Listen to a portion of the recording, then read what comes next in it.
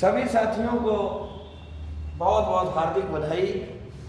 100 part बन गए हैं। आज उतना ही पार्ट है जितनी फीफा रैंकिंग में भारत का स्थान है। ये एक याद करने का तरीका बहुत अच्छा है। 101वां पार्ट है ये। सभी विद्यार्थी पूरे मन के साथ में पढ़ेंगे। बहुत ही अच्छी क्लास होने वाली है ये। 15 महत्वपूर्ण प्रश्न हैं। जिन भाई बंधुओं को कोई पढ़ने से ज़्यादा कोई ज़रूरी काम है तो वे इस क्लास को पूरी न देखकर 2 मिनट खाली बात सुन लेंगे। ये 15 प्रश्न हैं, इनको एक बार पढ़ लेंगे और इसके बाद उनके पास टाइम नहीं होता है। लेकिन जो विद्यार्थी अपने करियर को लेकर बहुत ही ज़्यादा सीरियस हैं वे इस क्लास को पूरा देखेंगे। आइए, पहला क्वेश्चन हमारा बहुत अच्छा क्वेश्चन है। ज्योतिराव फूले जी की जयंती कब मनाई गई? ये क्वेश्चन बहुत ही अच्छा है क्योंकि इनको 11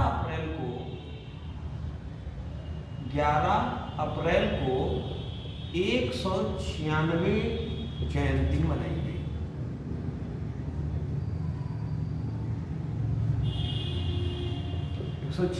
जयंती मनाई गई।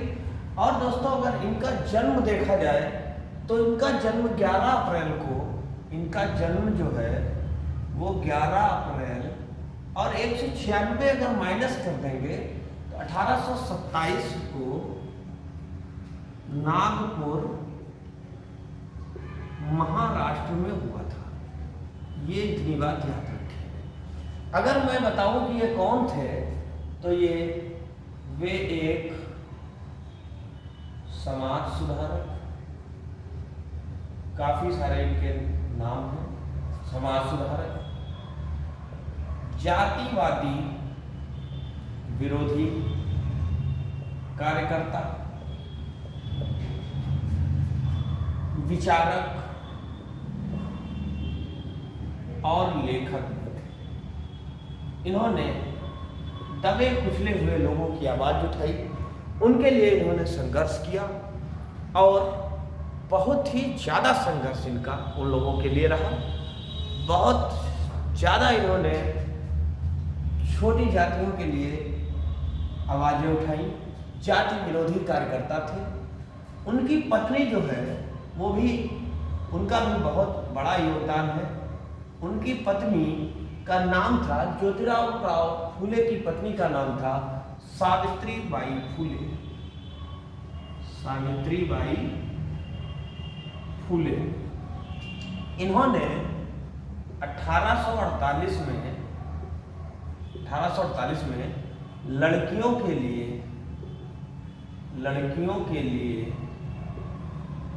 पहला स्कूल खोला, जो महिला शिक्षा में एक क्रांतिकारी कदम था। जो महिला शिक्षा में एक क्रांतिकारी कदम था। इन सारी बातों को आप बहुत ध्यान से देखिए और इनको समझने का प्रयास करिए। ये करंट अफेयर्स की क्लास ही नहीं है, बल्कि बहुत सारे ऐसे प्रश्न आपको मिलेंगे, बहुत सारे ऐसे प्रश्न जिनका जवाब आप इस क्लास से पाएंगे। सत्य शोधक समाज का नाम आपने सुना होगा। अब मैंने आपसे पूछता हूं, आर्य समाज की स्थापना किसने की और कब की? मेन चीज है सन, आपको याद होना चाहिए। ये तो हर एक विद्यार्थी को पता है कि आर्य समाज की स्थापना किसने की, लेकिन कब की भी ये बात महत्वपूर्ण है। अगर मैं आपको बताऊं तो आप समझेंगे इस बात को कि सत्य शोधक समाज की जो स्थापना है वो 1873 में ज्योतिराव फूले द्वारा की गई थी। ये इतनी बात पहले क्वेश्चन की है, इसे आप बहुत ही ध्यान से पढ़िए। ये जो नाम है ये अपने आप में एक बहुत बड़ा नाम है। बहुत ही संघर्ष इन्होंने लोगों के प्रति किया। अपने लिए दोस्तों हर कोई जीता है, दूसरे के लिए जीना बहुत बड़ी बात होती है। अपना पेट तो हर कोई भर लेता है, कभी किसी का दूसरे का पेट भर के देखिए, असीम खुशियाँ मिलेंगी। कहते हैं कि दोस्तों आज इस महंगाई के ज़माने में 1 रुपये देकर भी हमने दुआएं खरीद ली। दुआएं आज भी बहुत सस्ती हैं, 1-2 रुपये में मिल जाती हैं। आइए बात करते हैं दूसरे क्वेश्चन की। चाहे तो आप स्क्रीनशॉट ले लें या तो नोट तो कर ही रहे हैं। जितने भी विद्यार्थी इस क्लास को नोट कर रहे हैं, यकीन मानिए आपसे सफलता अब दूर नहीं है। मुझसे आप लिख के ले लीजिए, बस इस क्लास को पढ़ते रहिए, रिवाइज करते रहिए, ऑफलाइन बैच में जुड़े रहिए और टेस्ट शनिवार को देते रहिए। कई तरीकों से हम आपको पढ़ाने का और समझाने का प्रयास करते हैं। बहुत जल्दी ऑनलाइन टेस्ट के साथ साथ कोचिंग में ऑफलाइन टेस्ट भी होने लगेगा। कोचिंग में ऑनलाइन और ऑफलाइन और चैप्टर वाइज टेस्ट होने शुरू करने की हमारी एक पहल है। देखते हैं कितने लोग इस मुहिम में साथ देते हैं। हमारा अच्छा रिस्पांस आएगा तो मैं इस सीरीज को भी कंटिन्यू करूँगा। आईपीएल में सबसे तेज 6000 रन बनाने वाले बल्लेबाज कौन बन गए हैं, तो उनका नाम है डेविड वार्नर। डेविड वार्नर जो है वो ऑस्ट्रेलिया के खिलाड़ी हैं। ऑस्ट्रेलिया के खिलाड़ी हैं। आप बताइए ये किस टीम से खेलते हैं या ये इस बार किसी टीम के क्या कप्तान हैं, ये आप पर निर्भर करता है। 165 पारियों में 6000 रन बनाए हैं। इन्होंने 6000 रन बनाए हैं 165 पारियों में। 3 बार इनको ऑरेंज कैप भी मिली है। 3 बार ऑरेंज कैप मिली है। कब कब मिली है?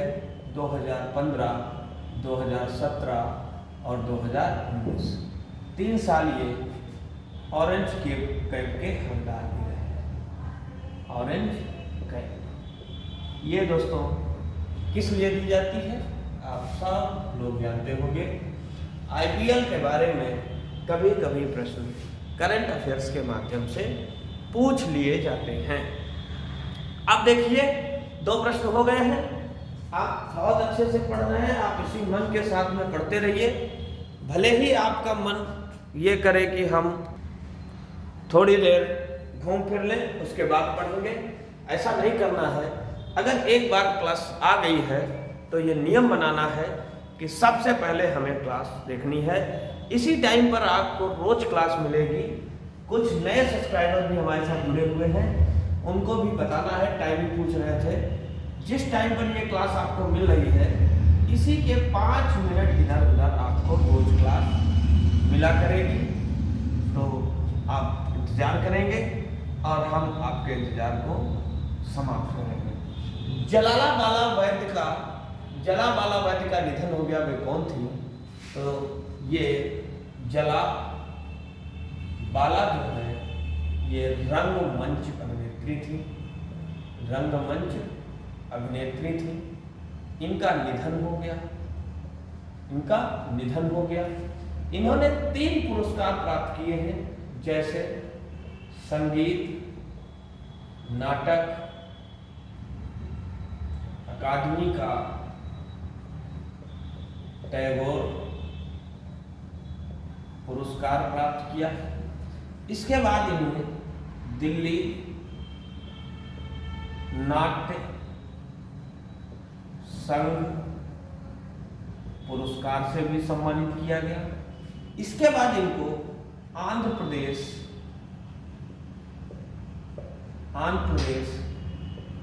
नाट्य अकादमी पुरस्कार से भी सम्मानित किया जा चुका है। 3 पुरस्कार इनको मिले हैं। हमें पढ़ाना था तो हमने पढ़ा दिया है। आप भी बहुत ही ध्यान से इस क्वेश्चन को नोट करेंगे। इसके बाद हम एक क्वेश्चन और आपको बताने का प्रयास करते हैं और आप इन सब चीज़ों को बहुत ध्यान से समझिएगा। ये 101वीं क्लास है। अगर कोई विद्यार्थी पुरानी क्लासेस को भी देखना चाहे तो ऑनलाइन यूट्यूब चैनल पे हमारे पड़ी हुई है। किस देश के उप विदेश मंत्री 4 दिन की भारत यात्रा पर हैं? तो आप लिखिएगा, इनका नाम है एपी झापरोवा। ये यूक्रेन के कौन है? यूक्रेन के उप विदेश मंत्री हैं। और अगर हम बात करें तो ये 4 दिवसीय यात्रा पर आए हुए हैं भारत। 9 अप्रैल से 12 अप्रैल के बीच ये भारत की आधिकारिक यात्रा करेंगे। चर्चा करेंगे रूस और यूक्रेन का भी युद्ध हुआ है, उस युद्ध में कैसे इन्होंने निपटा और आगे इनकी भविष्य में भारत को लेकर क्या योजनाएं हैं। दौरे पर आ रहे हैं लोग, हम आपको लगातार बता रहे हैं कौन कब और कितने दिन तक भारत में आधिकारिक यात्रा पर रहेगा। अगला क्वेश्चन है और बहुत ही धुआंधार प्रश्न है। केंद्रीय रिजर्व पुलिस बल शौर्य दिवस कब मनाया जाता है? इस क्वेश्चन को बताएंगे और बहुत डिटेल से बताएंगे, क्योंकि ये क्वेश्चन अपने आप में एक शौर्य गाथा का बखान करता है। कुछ हमारे जवान भी शहीद हुए थे, लेकिन पाकिस्तानी सेना को जो मुंहतोड़ जवाब दिया था सीआरपीएफ के जवानों ने, वो तारीफ़ काबिल था। और आपको भी इस क्वेश्चन को पढ़कर बहुत ही गर्व होगा। जो भी हमारे अग्निवीर के या दूसरी फोर्स लाइन की तैयारी कर रहे हैं, उन विद्यार्थियों के लिए ये क्वेश्चन बहुत ही ज़्यादा इम्पोर्टेंट है। एक करंट अफेयर्स के माध्यम से तो है ही, लेकिन जो आपका भारत देश के प्रति लगाव है, इस हिसाब से भी इस क्वेश्चन का महत्व काफ़ी बढ़ जाता है। तो हम सारा कुछ हटा के प्रयास करते हैं आपको केंद्रीय रिजर्व बल के बारे में हर एक चीज बताने का। ठीक है, इसका प्रयास करते हैं। और आप लोगों ने नोट तो कर ही लिया होगा। ठीक है, आप लोगों ने नोट कर लिया होगा, ऐसा मेरा विचार है। नोट करिए। 9 अप्रैल 1965 को सीआरपीएफ की टुकड़ी ने 9 अप्रैल 1965 को सीआरपीएफ की टुकड़ी ने 9 अप्रैल 1965 को सीआरपीएफ की टुकड़ी ने गुजरात के कच्छ में स्थित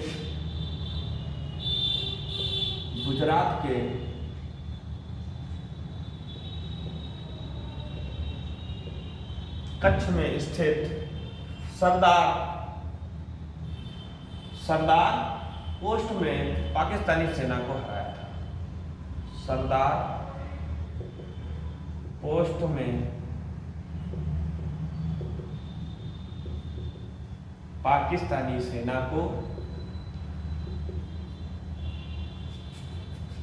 को हराया था।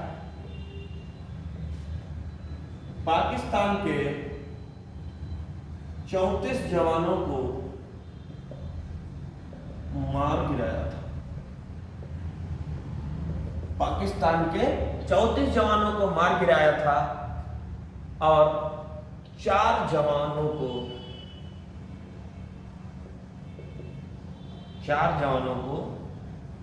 जिंदा पकड़ा था। 4 जवानों को जिंदा पकड़ा था। 6 सीआरपीएफ के जवान भी शहीद हो गए थे। ये सारी बातें आप लोग याद रखेंगे और हम आपको कुछ और भी बातें बताएंगे सीआरपीएफ के बारे में। सीआरपीएफ का फुल फॉर्म होता है केंद्रीय रिजर्व पुलिस बल, सेंट्रल रिजर्व पुलिस फोर्स। इसकी स्थापना कब हुई थी? सीआरपीएफ की स्थापना कब हुई थी? देखिए, सीआरपीएफ की जो स्थापना हुई थी वो हुई थी 27 जुलाई 1963 को।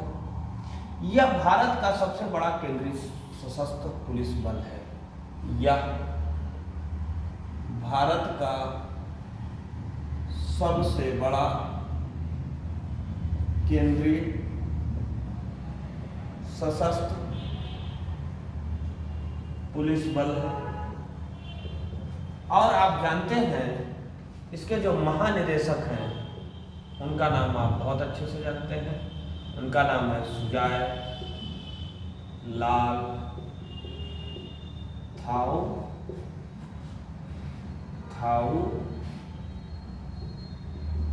सेन। और अगर हम मुख्यालय की बात करें तो इसका मुख्यालय दोस्तों कहाँ है? इसका मुख्यालय है नई दिल्ली। और अगर स्थापना ना लिखकर हम सीआरपीएफ का गठन लिखें वो भी बहुत परफेक्ट रहेगा। इतनी बात थी, आप समझ रहे हैं। 9 अप्रैल 1965 को सीआरपीएफ के टुकड़े ने गुजरात के कच्छ में स्थित सरदार पोस्ट में पाकिस्तानी सेना को हराया था। बहुत ही दमदार क्वेश्चन है और सब कुछ आपको दिख भी रहा है, कोई समस्या नहीं है, बहुत अच्छे से आपको दिख रहा है। 6 नंबर क्वेश्चन पर चलते हैं। 6 नंबर का क्वेश्चन भी बहुत इंपॉर्टेंट है। काफ़ी कुछ उसके बारे में बताना है, लेकिन अगर बहुत ज़्यादा बातें होंगी तो वीडियो बहुत लंबा बन जाएगा। इसलिए आप अगर स्क्रीनशॉट लेना चाहें तो ले लीजिए, नहीं तो हम मिटा रहे हैं। आप इसको नोट तो कर रहे हैं तो नोट कर लीजिए धीरे धीरे। अगर आप नहीं नोट कर पाए हैं तो वीडियो को रोक कर नोट कर लीजिए, ठीक है। चुनाव आयोग द्वारा किस पार्टी का राष्ट्रीय पार्टी होने का दर्जा समाप्त किया है? बहुत ही मोस्ट इंपॉर्टेंट ये क्वेश्चन है, मोस्ट इंपॉर्टेंट ये प्रश्न है। आइए आपको बताते हैं कब। अब आपको लोगों को आराम रहेगी लिखने में, ठीक है। अब 6 नंबर क्वेश्चन पर चलते हैं। पहली पार्टी है तृणमूल कांग्रेस। तृणमूल कांग्रेस। दूसरी पार्टी, ये पहली पार्टी है। दूसरी पार्टी है भारतीय कम्युनिस्ट पार्टी। तीसरी पार्टी है राष्ट्रवादी कांग्रेस पार्टी। ये दोस्तों 3 पार्टियां हैं, तृणमूल कांग्रेस, भारतीय कम्युनिस्ट पार्टी और राष्ट्रवादी कांग्रेस पार्टी। इनसे राष्ट्रीय पार्टी का दर्जा छीनकर अब इन्हें क्षेत्रीय पार्टी का दर्जा दे दिया गया है। दोस्तों राष्ट्रीय पार्टी किसे बनाया गया है? आप समझिए इस बात को। आम आदमी पार्टी जो है, आम आदमी पार्टी को राष्ट्रीय पार्टी का दर्जा दिया गया है।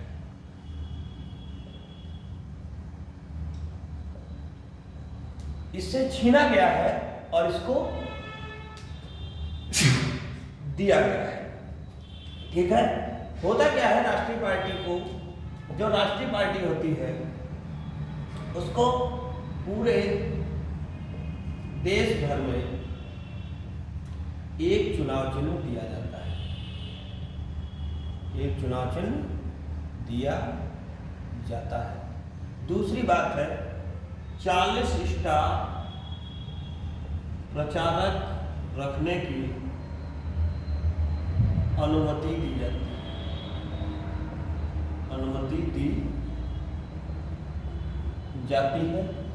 याद रखेंगे, बहुत सारे मानक होते हैं चुनाव आयोग के, जो भी इन मानकों पे खरा नहीं उतरता है उनसे राष्ट्रीय पार्टी का दर्जा छीन लिया जाता है। आप सब लोगों ने संविधान पढ़ रखा है, जिन लोगों ने नहीं पढ़ा है वो अब आगे पढ़ेंगे। तो आप लोग खुद एक बात बताइए, कम से कम चुनाव आयोग जो है वो बिल्कुल निष्पक्ष रहता है। जब राष्ट्रीय पार्टी के मानक पूरे नहीं होते हैं तो राष्ट्रीय पार्टी का दर्जा छीन लिया जाता है। अगर क्षेत्रीय पार्टी का भी मानक पूरा नहीं हो रहा है तो फिर पार्टी से क्षेत्रीय पार्टी होने का भी दर्जा छीन लिया जाता है। इस बात को याद रखेंगे और ध्यान में रखेंगे। किस राज्य में रेयर अर्थ एलिमेंट्स का भंडार प्राप्त हुआ है?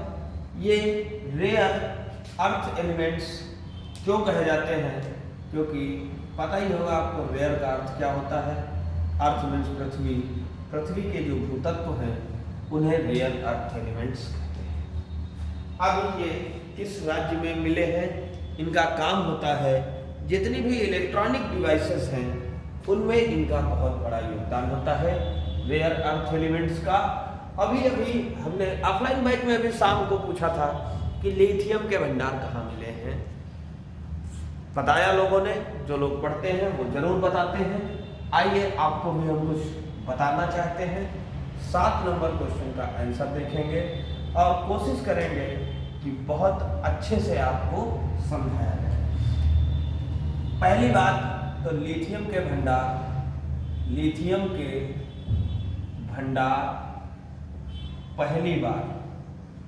पहली बार जम्मू एंड कश्मीर में मिले हैं। याद रखेंगे आप इस बात को। और अब हम बात करते हैं कि कैसे कहाँ मिले हैं। तो देखिए हैदराबाद स्थित नेशनल, पूरी बात आप समझिएगा तभी आप समझ पाएंगे। नेशनल जियो फिजिकल रिसर्च इंस्टीट्यूट ने अनंतपुर जिले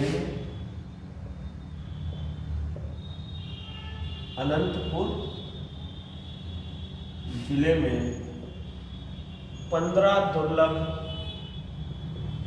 तत्व REE की खोज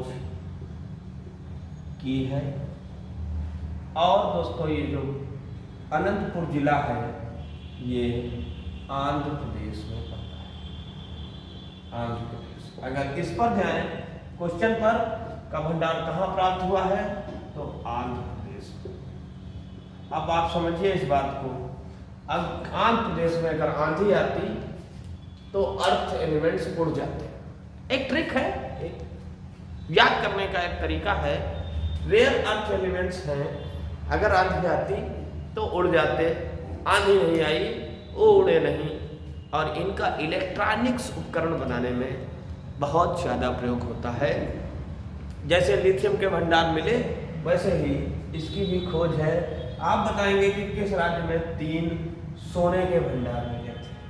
किस राज्य में 3 सोने के भंडार मिले, इसे आप बता सकते हैं।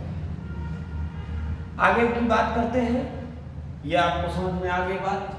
राष्ट्रीय सुरक्षित मातृत्व दिवस कब मनाया गया? तो राष्ट्रीय सुरक्षित मातृत्व दिवस 11 अप्रैल को मनाया गया। 8 नंबर क्वेश्चन में चलते हैं। तो राष्ट्रीय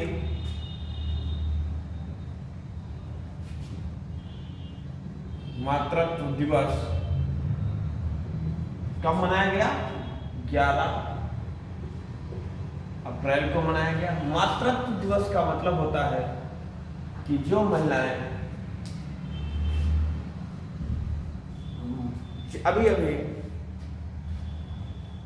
आपको कैसे बताएं, आप समझिए इस बात को कि राष्ट्रीय मातृत्व दिवस का मतलब है कि गर्भावस्था के दौरान जो भी माताएं बहनें होती हैं उनके स्वास्थ्य की रक्षा करना और उनके स्वास्थ्य की ओर सचेत रहना, स्वास्थ्य की ओर जागरूक रहना ही इसका काम रहता है। इसीलिए ये दिन मनाया जाता है। और मातृ स्वास्थ्य की देखभाल भी करना, मातृ स्वास्थ्य की देखभाल करना, यह दोस्तों 2003 से मनाया जाता है। 2003 से मनाया जाता है, इसको भी ध्यान रखेंगे। 9 नंबर प्रश्न की ओर चलते हैं। मोस्ट इंपॉर्टेंट प्रश्न है, कोप इंडिया अभ्यास 2023 किन दो देशों के बीच शुरू हुआ है? कुछ जानकारी देंगे और बहुत अच्छे से हम आपको समझाने का पुरजोर प्रयास करेंगे। जब तक तोड़ेंगे नहीं तब तक छोड़ेंगे नहीं। कहते हैं तोड़ना क्या है? तो तोड़ना है कटाफ को, कटाफ के आगे निकल के जाना होगा, तभी कुछ हो सकता है। ठीक है, बात करते हैं कोप इंडिया 2023। नोट करिए, कोप इंडिया 2023। अब कोप इंडिया 2023 हुआ है तो सबसे पहले देखिए ये किस किस देश के बीच मनाया जाता है। तो ये भारत और अमेरिका की वायुसेना के बीच अभ्यास किया जाता है।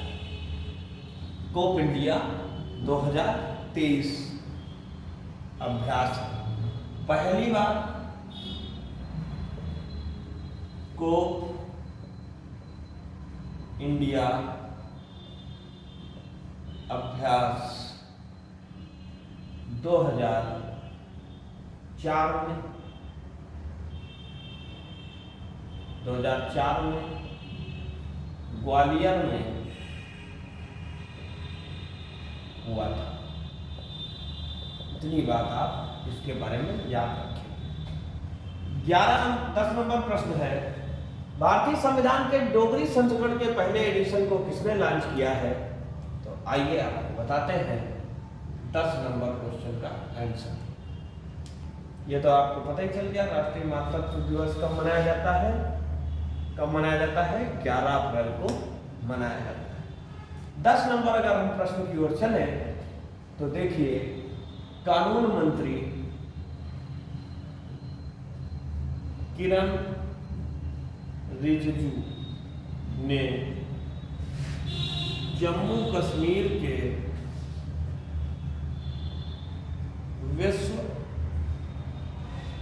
विश्वविद्यालय में भारतीय संविधान के डोगरी संस्करण के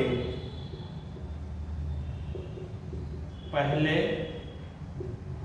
एडिशन को लॉन्च किया। मूल संविधान में कितनी भाषाएं थी? 14 भाषाएं थी। वर्तमान में कितनी भाषाएं हैं? 22 भाषाएं। भाषाओं के लेकर 3 संशोधन बहुत प्रसिद्ध हैं। एक है 21वां संविधान संशोधन,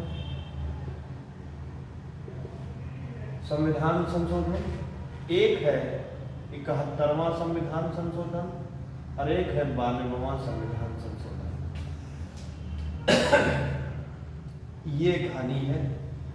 किसमें कौन कौन सी भाषा जोड़ी गई, ये आपको कमेंट बॉक्स में बताना है। हमने आपको बताया है कि संविधान की 8वीं अनुसूची में भाषा का उल्लेख है। किस अनुच्छेद में भाषा के बारे में बताया गया है? 22 भाषाएं जो संविधान में हैं वे किस अनुच्छेद में लिखित हैं, ये आप बताएंगे। और मैं आपको बता रहा हूं कि जब संविधान लागू हुआ था, जब संविधान बना था, तो ये सिर्फ और सिर्फ हिंदी और इंग्लिश में था। संविधान की मूल प्रति कहाँ सुरक्षित रखी गई है, इसको भी मैंने कई बार अपनी ऑफलाइन क्लास में बताया है। आप भी बताइए, आपका भी नॉलेज बूस्टअप होगा। क्वेश्चन है, किस विश्व वैक्सीन कांग्रेस 2023 में किसने पुरस्कार जीता? कोई बात नहीं, अभी हम आपको बताते हैं किसने पुरस्कार जीता।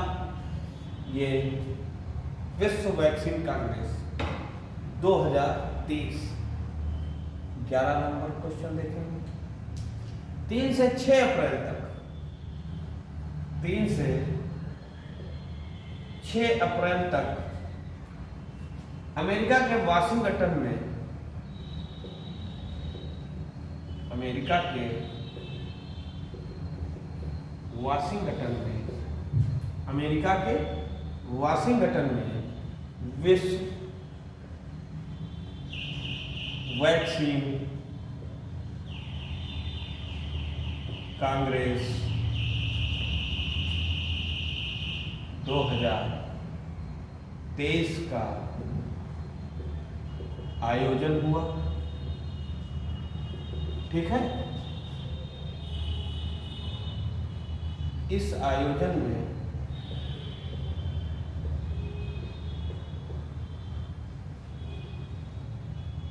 जो भारतीय बायोटेक है, भारतीय बायोटेक ने यह पुरस्कार जीता। ठीक है, भारतीय बायोटेक कंपनी के बारे में बताते हैं। यह भारतीय बायोटेक कंपनी, इसकी जो स्थापना है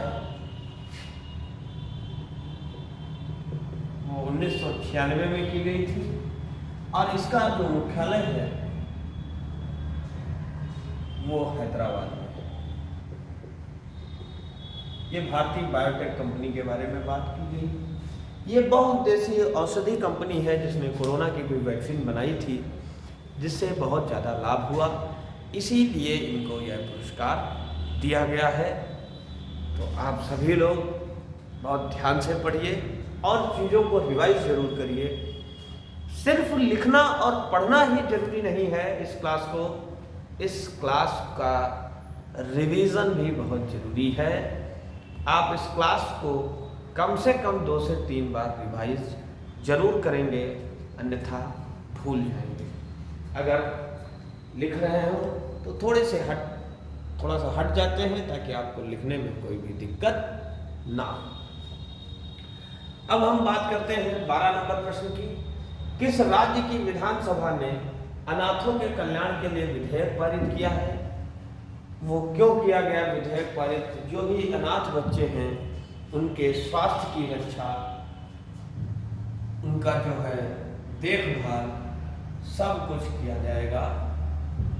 12 नंबर प्रश्न है और बहुत ध्यान से इसको पढ़ेंगे क्योंकि जो अनाथों के कल्याण के लिए विधेयक पारित किया गया है उसमें अनाथों की शिक्षा, स्वास्थ्य और उनको 4000 रुपये पॉकेट मनी भी दी जाएगी।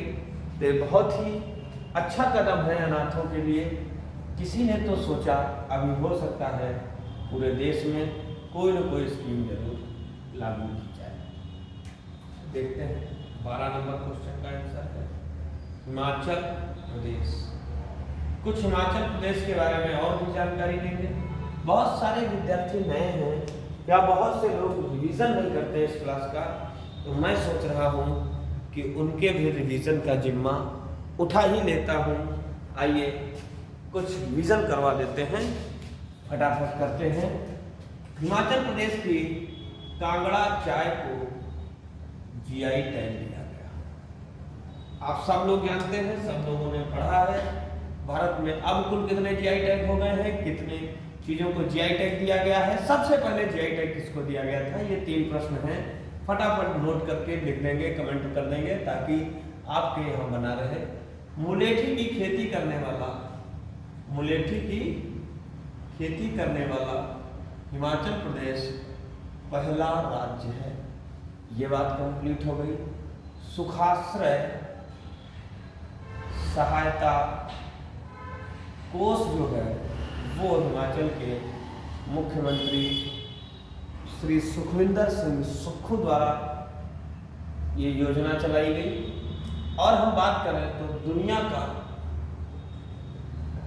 सबसे ऊंचा मतदान केंद्र जिसका नाम है टसीगंग बना, और वो भी कहाँ है? हिमाचल प्रदेश में ही स्थित है। आगे की और भी जानकारी आपको देते हैं। सब कुछ बोर्ड पर बहुत अच्छा दिख रहा है और मैं साथ ही साथ बोल भी रहा हूँ, तो आप सभी लोग आराम से देखिए। धीरे पढ़ाने का अर्थ क्या है ना कि बाकी देखिए हर जगह से क्लासेस हैं, वहाँ पर पता नहीं लोग लिखते हैं नहीं लिखते हैं पढ़ते हैं। हमारी क्लास में सारे विद्यार्थी नोट करते हैं, इस वजह से मैं थोड़ा धीरे धीरे बोलता हूँ और दिन भर दोस्तों बोलते रहता हूँ।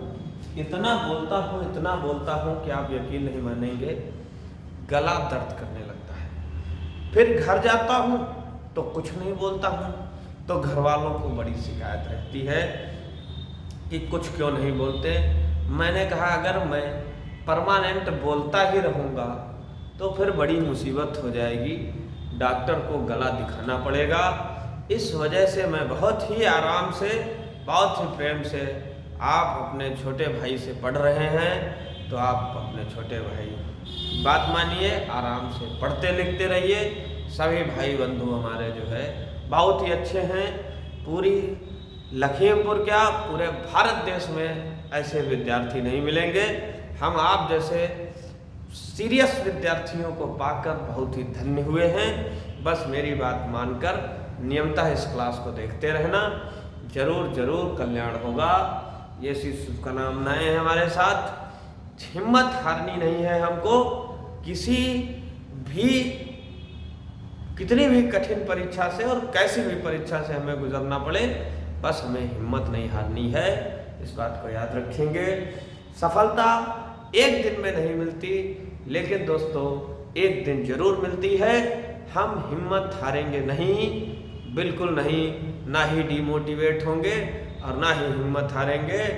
बस गिरते हैं मैदाने सहसवा से जंग में, वो क्या गिरेंगे जो घुटनों के बल चलते हैं। तो आप ऐसे लोगों की बातों पर ध्यान मत दिया करिए, ठीक है। अंतरराष्ट्रीय बिग कैट्स अलायंस कहाँ शुरू किया गया? आइए इस प्रश्न को भी आपको बताते हैं और इसके बारे में थोड़ा सा आपको डिटेल जानकारी इसलिए देनी पड़ेगी क्योंकि आप सोचेंगे ये कौन सी चीज है। बिग कैट्स अलायंस, इसे भारत की, इसकी स्थापना करने में भारत का ही योगदान है। अंतरराष्ट्रीय बिग कैट्स एयरलाइंस, ऐसे ही लिख लीजिए, समझ लीजिएगा, ठीक है। ये दोस्तों 9 अप्रैल 2022 को शुरू किया गया। 9 अप्रैल 2022 से इसका शुभारंभ किया गया। और अगर हम आप उसके बारे में बताएं तो बाघ, शेर, तेंदुआ, चीता, जैगुआर, हिमतेंदुआ,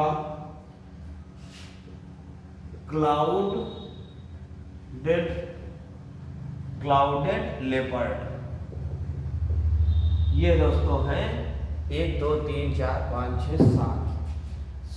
7 बिग कैट्स के संरक्षण पर सहयोग देने के लिए इसका शुभारंभ किया गया।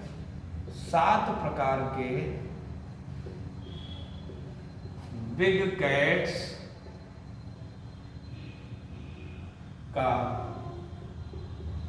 संरक्षण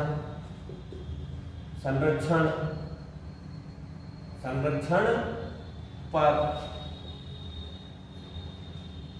सहयोग के लिए एकत्रित करना है अंतर्राष्ट्रीय स्तर पर। 2022 में शुरू किया गया। अभी इस समय कहां से इसकी शुरुआत हुई है? तो इस समय इसकी शुरुआत हुई है कर्नाटक से, क्योंकि ये सातों जो जानवर हैं ये नाटक बहुत करते हैं, इसलिए कर्नाटक याद रखेंगे। आइए दोस्तों फटाफट बात करते हैं किसने जम्मू कश्मीर में ट्यूलिप गार्डन का उद्घाटन किया। वे हैं जम्मू कश्मीर के कौन राज्यपाल, और इनका नाम है मनोज सिन्हा, याद रखेंगे। अगला क्वेश्चन पर चलते हैं। लगातार छठे महीने भारत के सबसे बड़े कच्चे तेल के आपूर्तिकर्ता कौन बना है? 15 नंबर प्रश्न को देखेंगे। इसमें कौन सा देश है? रूस है। 15 नंबर क्वेश्चन का आंसर रूस है, याद रखिएगा। अब मैं कुछ ऐसे आयोग बताता हूँ आपको, परीक्षाओं में बार बार पूछे जाते हैं। बहुत सारे विद्यार्थियों को पता भी होगा और बहुत से विद्यार्थियों को नहीं पता होगा। जिनका जिनका मालूम है वे कमेंट बॉक्स में लिखते जाएंगे। हम आपको बात पूछते हैं, नीति आयोग के अध्यक्ष कौन है? नीति आयोग के अध्यक्ष आप कमेंट बॉक्स में बताते चलिए।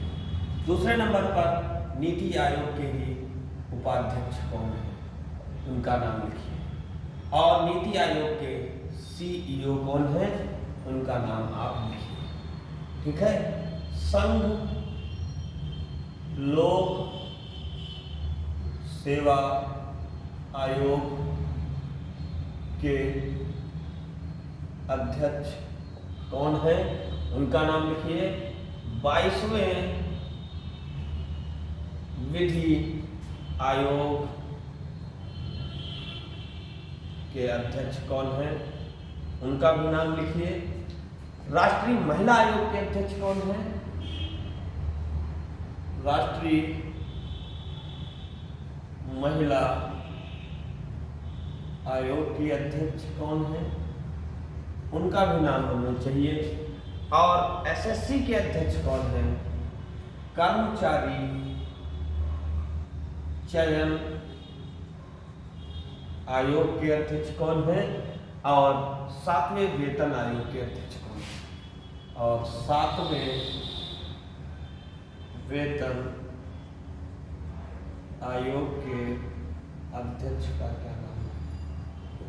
ये कुछ महत्वपूर्ण नाम हैं जिन्हें हम देखेंगे और नोट करेंगे। मोस्ट इंपॉर्टेंट है, जो लोग यहाँ तक पढ़े हैं इतना पढ़ के जरूर जाएं।